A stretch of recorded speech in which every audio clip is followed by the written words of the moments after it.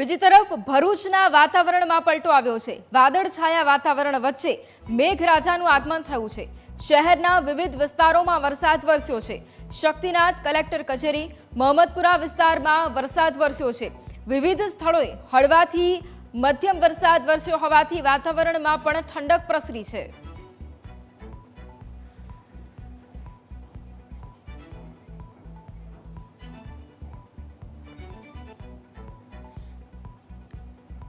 તો આ તરફ ભરૂચ શહેરમાં પણ મેઘો મહેરબાન થયો છે। ભરૂચ શહેરમાં સવારથી જ ધોધમાર વરસાદ જોવા મળ્યો છે। નીચાણવાળા વિસ્તારોમાં પણ વરસાદી પાણી ભરાયા છે। ઉર્જા 4 રસ્તા નજીક વરસાદી પાણી ભરાયા છે।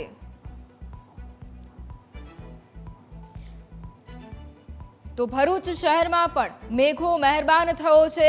વહેલી સવારથી જ વરસાદી વાતાવરણ જોવા મળ્યું। વહેલી સવારથી જ ભરૂચ શહેરમાં ધોધમાર વરસાદ વરસ્યો છે।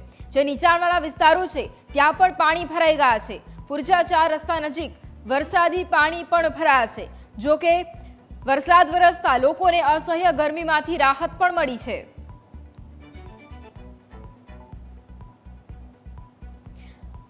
તો હવામાન વિભાગ દ્વારા રાજ્યમાં સાર્વત્રિક વરસાદની જે પ્રમાણે આગાહી કરવામાં આવી છે અને તે અનુસાર હવે રાજ્યના અલગ અલગ જિલ્લાઓમાં મેઘો મહેરબાન થઈ રહ્યો છે।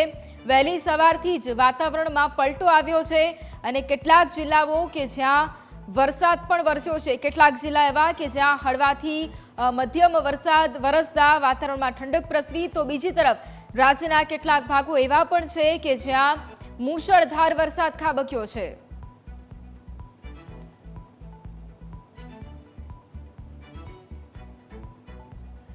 તો ભરૂચ શહેરમાં પણ મેઘો મહેરબાન થયો છે। વહેલી સવારથી ભરૂચના વાતાવરણમાં પલટો આવ્યો હતો। વાદળછાયા વાતાવરણ વચ્ચે મેઘરાજાનું આગમન પણ થયું। શહેરના વિવિધ વિસ્તારોમાં વરસાદ વરસ્યો છે। સંવાદદાતા જય ફોન લાઈન પર છે। જય, ભરૂચમાં મેઘો મહેરબાન થયો છે, વરસાદને લઈને શું સ્થિતિ ભરૂચમાં?